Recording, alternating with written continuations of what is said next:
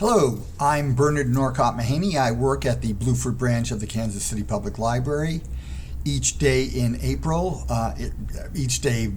almost every day, I read some poetry aloud, but I make a practice of doing it during April, which is National Poetry Month. For April of 2025, I am reading selections from the Spoon River Anthology by Edgar Lee Masters. This is a collection of poems.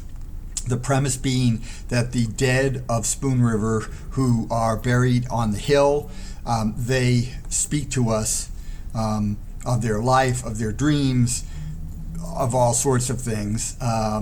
And we're supposed to imagine that we're sort of wandering through the graveyard in Spoon River, and we see these various graves, and then the ghosts speak to us. So today I will be looking at Dr. Siegfried Iseman, Ace Shaw, and Lois Spears. Dr. Siegfried Iseman.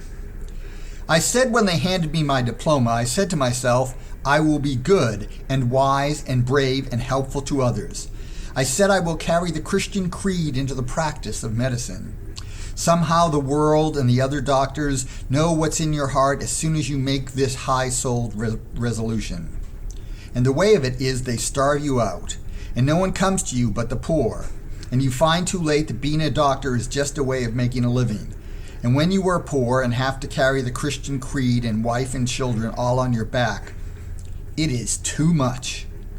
That's why I made the Elixir of Youth, which landed me in jail in Peoria, branded a swindler and a crook by the upright federal judge.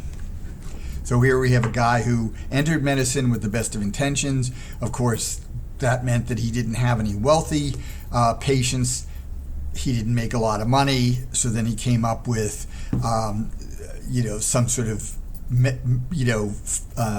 non-patent medicine that, in fact, got him into jail for fraud, for swindling. Ace Shaw. I never saw any difference between playing cards for money and selling real estate, practicing law, banking, or anything else. For everything is chance. Nevertheless, seest thou a man diligent in business? He shall stand before kings. So here, this guy suggesting that however you make money is pretty much the same. And that's pretty much all we get from Ace Shaw. Lois Spears.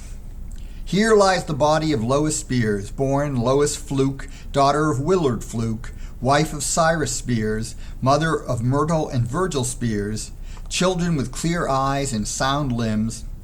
I was born blind.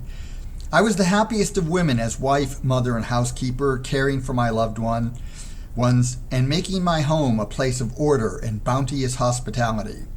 For I went about the rooms and about the garden with an instinct as sure as sight, as though there were eyes in my fingertips.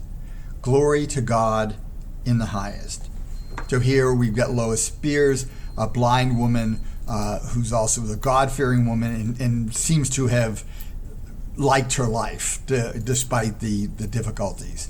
So one of the people from Spoon River who actually seems to be the good person she purports to be.